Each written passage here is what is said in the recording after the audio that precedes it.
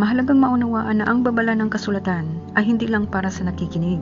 Ito ay para sa nagdadala o nagpapahayag nito. Dahil ang salita ng Diyos ay hindi pumipili kung sino ang tatamaan.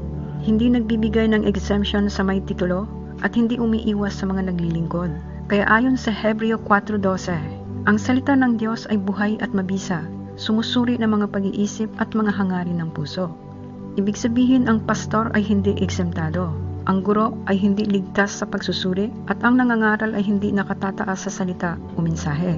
Ang totoo, mas nauuna siyang masuri. Ang pagtatanong ng Diyos ay hindi akusasyon. Ito ay paanyaya sa pananatili. Ang tanong ng Diyos ay hindi, bakit ka nagkulang? Kundi, nananatili ka ba sa akin? At ang tanong na iyon ay araw-araw. Sa lihim, sa pribado, sa sikreto, sa pagitan ninyong dalawa lamang. Kahit sa nangangaral. Ang babala ng Diyos ay hindi parusa, hindi galit, kundi anyaya para hindi tayo malayo sa buhay.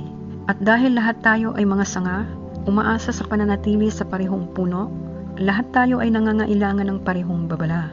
Hindi dahil pare-pareho ang kasalanan, kundi dahil pare-pareho ang pinanggagalingan ng buhay.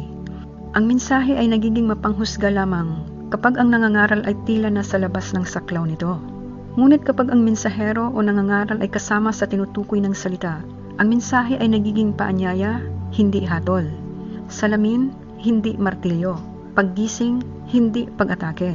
Ang salita ng Diyos ay hindi tumatama lamang sa upuan. Tumatama rin ito sa pulpito, sa mismong mensahero. Dahil walang Kristiyano ang eksemptado sa pananatili, kahit ang nangangaral. Mahalagang maunawaan din natin na ang babala ay biyaya ng Diyos. Kung tayo ay tinatanong ng Diyos, hindi iyon tanda ng kanyang galit, kundi patunay na hindi pa niya tayo binibitawan. Ang tahimik na tanong ng Diyos ay, nandiyan ka pa ba kasama ko? At habang naririnig natin ang tanong na iyon, nangangahulugang may pag-asa, may pananatili, may buhay na naghihintay.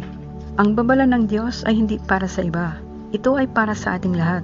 Dahil ang pananatili ay hindi minsanan, kundi araw-araw. At kung may tatamaan, hindi dahil may pinapatamaan, kundi dahil ang salita ng Diyos ay tapat na salamin at minsan masakit makita ang sarili.